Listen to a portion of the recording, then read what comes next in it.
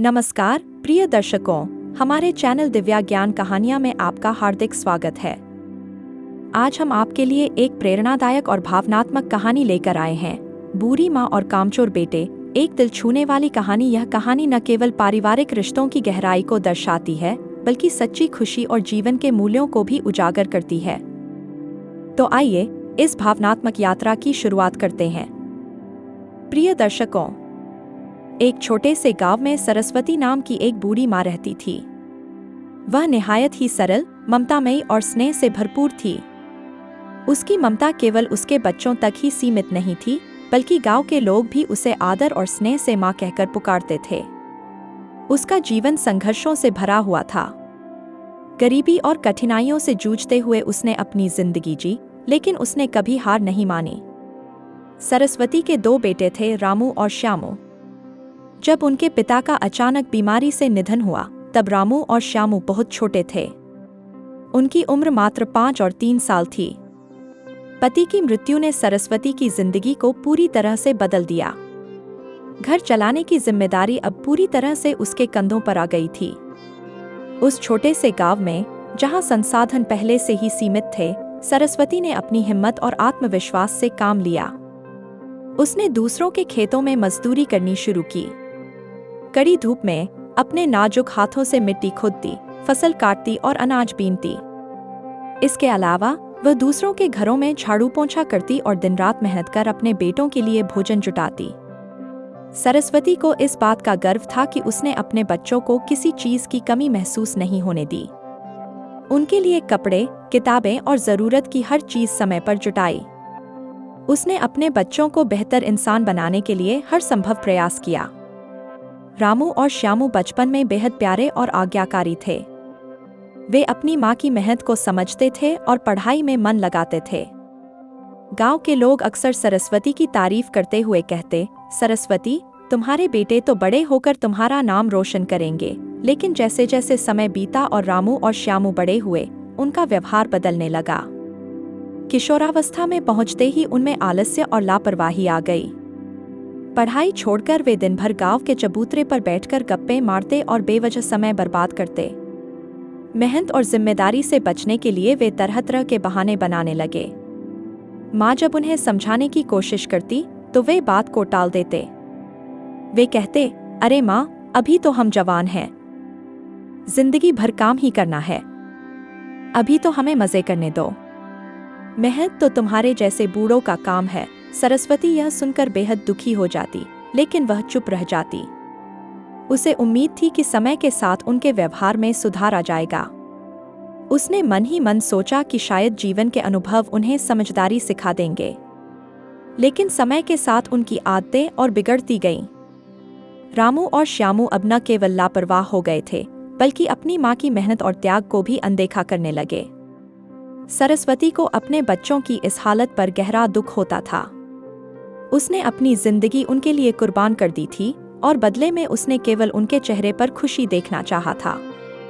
लेकिन अब उसे ऐसा लगने लगा था कि उसकी सारी मेहनत व्यर्थ हो गई है। फिर भी उसके मन में एक माँ का प्रेम और धैर्य कायम था। वह हर रोज ईश्वर से प्रार्थना करती कि उसके बेटे अपनी गलतियों को समझें और अपने जीवन को सही दिशा में ले जाएं। सरस्वती अब बूढ़ी हो चुकी थी।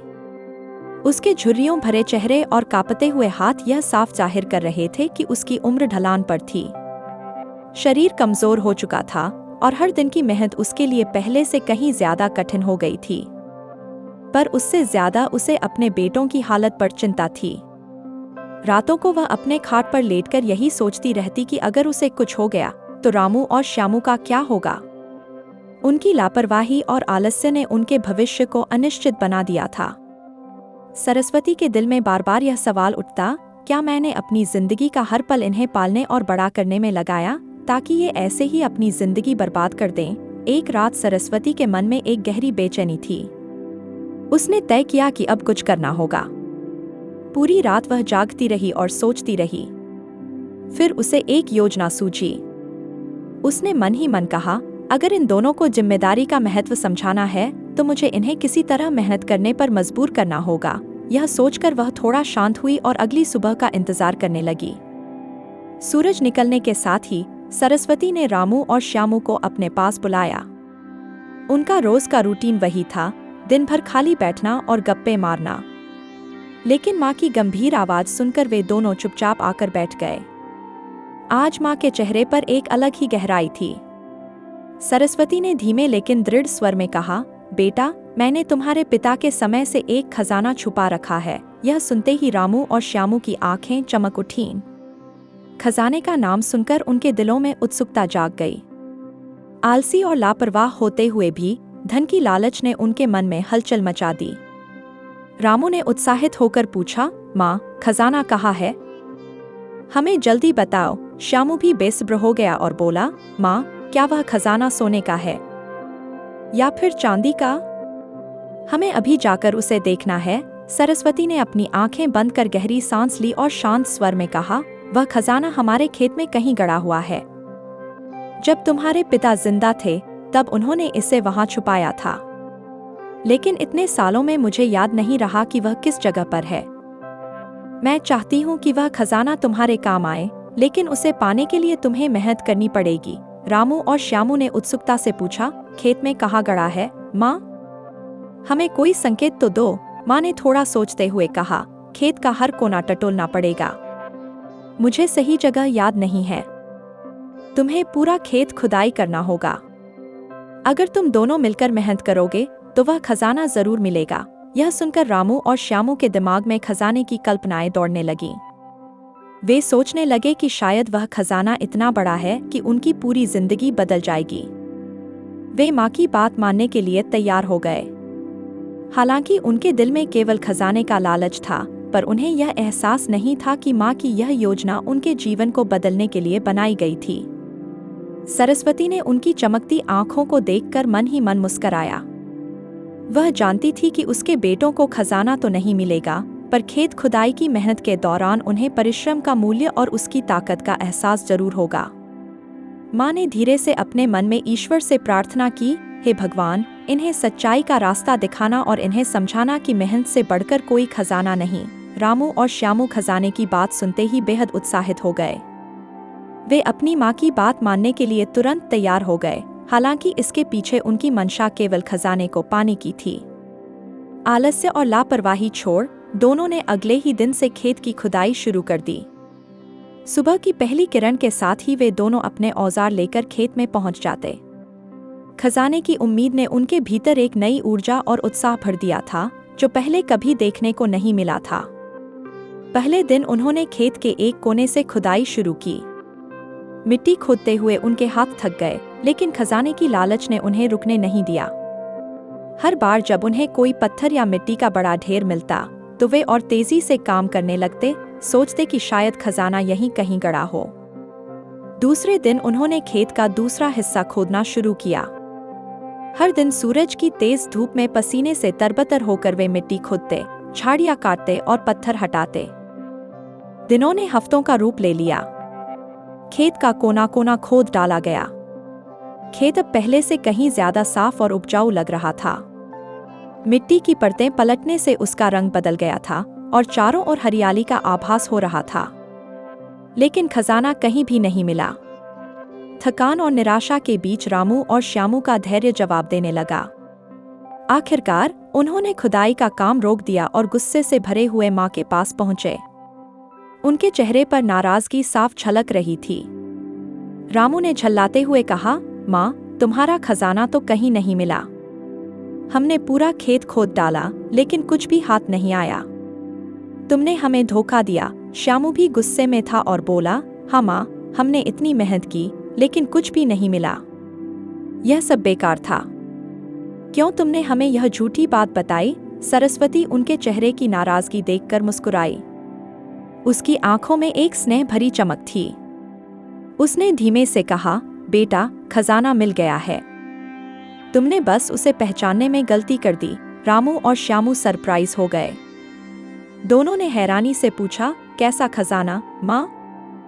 हमें तो कुछ भी नहीं मिला। तुम किस खजाने की बात कर रही हो? सरस्वती ने धीरे से अपने बेटों के कंधों पर हाथ रखा और शांत स्वर में समझाते हुए कहा, बेटा, देखो तुम्हारे खेत को। यह पहले कितना बंजर और सूखा हुआ था, और अब इसे देखो। तुमने इसे पूरी तरह से साफ कर दिया, सारी मिट्टी को पलट दिया और इसे उपजाऊ बना दिया। अब यह खेत फसल देने के लिए तैयार है। यही असली खजाना है, तुम्हारी मेहनत और यह उपजाऊ खेत। मेहनत से बढ़कर कोई खजाना नहीं होता। तुमने अपनी मेहनत से इस खेत को इतना कीमती बना दिया है कि यह तुम्हें सालों तक फसल देगा और तुम्हारा पेट भरेगा। रामू और श्यामू चुप हो गए। उन्होंने अपने खेत की ओर देखा। माँ की बात सही थी। खेत अब पहले जैसा बंजर नहीं लग रहा था। उनकी मेहनत ने उसे पूरी तरह बदल दिया था। श्यामू ने झेंपते हुए कहा, माँ, क्या मेहनत सच में इतना बड़ा खजाना हो सकती है? माँ ने मुस्कुराते हुए जवाब दिया, हाँ बेटा, मेहनत ही जीवन का सबसे बड़ा खजाना है। इससे न केवल तुम्हारा पेट भरेगा, बल्कि तुम्हें सच्ची खुशी और संतोष भी मिलेगा। अब यह खेत तुम्हारे लिए खजाने से भी बढ़कर है। इसे संभाल कर रखना और हमेशा मेहनत करना। रामू और श्यामू ने सिर झुका लिया। उन्हें अपनी माँ की बात समझ में आ चुकी थी।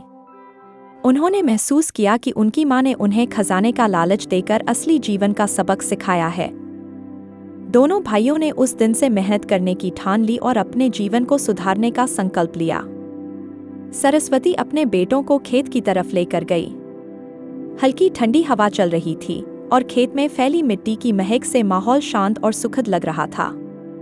उसने मुस्कुराते हुए दोनों बेटों की ओर देखा और कहा, देखो बेटा, तुम्हारी मेहनत का नतीजा तुम्हारे सामने है। इस खेत को देखो, जो पहले बंजर और बेकार था, वह अब तैयार हो चुका है।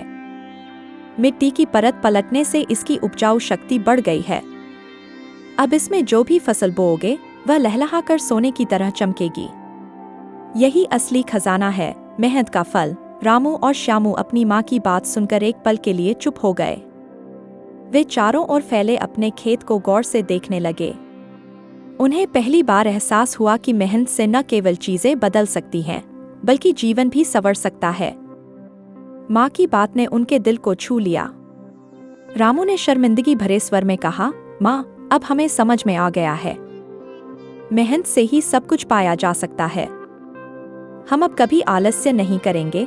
श्यामू ने भी सिर झुकाकर कहा, माँ, हमने अब तक तुम्हारे त्याग और मेहनत को नहीं समझा, लेकिन अब हम वादा करते हैं कि तुम्हें कभी निराश नहीं करेंगे। सरस्वती की आंखें भर आईं। उसने अपने बेटों के सिर पर प्यार से हाथ फेरा और कहा, मेरे बेटों, यह मेरी जिंदगी की सबसे बड़ी खुशी है कि तुमने मेहनत का महत्व समझ लिया है। याद रखना, मेहनत ही तुम्हें असली सुख और सम्मान दिलाएगी। रामू और श्यामू ने माँ की सीख को अपने जीवन का हिस्सा बना लिया। उन्होंने खेत में काम करने की ठानी और उसी दिन से मेहनत शुरू कर दी। दोनों ने मिलकर खेत में बीज बोए। सुबह से शाम तक वे खेत की देखभाल करते, पानी देते, खरपतवार हटाते और फसल को सही तरीके से उगाने के लिए हर छोटी छोटी बात का ध्यान रखते। उनके लिए यह सब नया था, लेकिन मेहनत करने में जो संतोष और आनंद मिलता था, वह उन्हें प्रेरित करता रहा। हर दिन के साथ उनका आलस्य और लापरवाही गायब होती गई। अब वे सुबह जल्दी उठते और पूरे जोश के साथ काम में लग जाते। माँ उन्हें दूर से देखकर मुस्कुराती और भगवान का धन्यवाद करती। कुछ ही महीनों में उनके खेत में लहलहाती फसलें खड़ी हो गईं। सरसों के पीले फूल और गेहूं की सुनहरी बालियां देखकर खेत किसी स्वर्ग जैसा लग रहा था। जब पहली बार फसल कटने के लिए तैयार हुई, तो रामू और श्यामू का उत्साह देखते ही बनता था। गांव वाले भी उनकी मेहनत और बदलाव को देखकर उनकी तारीफ करने लगे। लोग कहते, सरस्वती के बेटे तो अब सच में आदर्श बन गए हैं। उन्होंने खेत को नई जिंदगी दी है। रामू और श्यामू ने फसल बेचकर अच्छा पैसा कमाया। अब वे आलस्य और लापरवाही को भूल चुके थे। उन्होंने अपनी माँ से माफी मांगी और वादा किया कि वे हमेशा मेहनत करेंगे और अपनी माँ का सहारा बनेंगे। रामू और श्यामू अब पूरी तरह बदल चुके थे। वे न केवल मेहनती बन गए थे, बल्कि अपनी माँ के संघर्षों को भी समझने लगे थे। उन्होंने महसूस किया कि माँ ने अकेले अपने बलबूते पर उन्हें पालने के लिए कितनी कठिनाइयों का सामना किया था। अब वे अपनी माँ की हर जरूरत का ख्याल रखते और उसे खुश रखने की हर संभव कोशिश करते। खेतों की फसल बेचकर उन्होंने धीरे धीरे अपनी आर्थिक स्थिति को सुधारा। कुछ ही सालों में उन्होंने एक पक्का घर बनाया और घर में सारी सुविधाएं जुटाईं। गांव में अब उन्हें एक आदर्श परिवार के रूप में देखा जाने लगा। सरस्वती अब पूरी तरह सुकून में थी। उसने अपने बेटों को सही राह पर आते हुए देखा और उसकी आंखों में खुशी के आंसू छलक आए। वह भगवान का धन्यवाद करती और सोचती, मेरे जीवन का सबसे बड़ा सपना अब पूरा हो गया है। मेरे बेटे अब सच्चे इंसान बन गए हैं। माँ की सीख ने न केवल रामू और श्यामू का जीवन बदला, बल्कि उनके परिवार में खुशहाली और संतोष भी ला दिया। मेहनत और समर्पण का यह पाठ उन्होंने हमेशा याद रखा और उनका जीवन एक मिसाल बन गया। इस कहानी से यह सीख मिलती है कि मेहनत और ईमानदारी से जीवन में खुशहाली आती है। जो लोग आलस्य करते हैं वे जीवन में कुछ नहीं पाते। असली खजाना मेहनत से कमाया गया फल है, जो न केवल हमें आत्मनिर्भर बनाता है बल्कि हमारे जीवन को भी सुखद बनाता है। प्रिय दर्शकों, यदि इस कहानी ने आपके हृदय को छुआ और आपको प्रेरित किया तो इसे लाइक करें, अपने प्रियजनों के साथ साझा करें और हमारे चैनल को सब्सक्राइब करना न भूलें। आपके स्नेह और सहयोग के लिए दिल से धन्यवाद।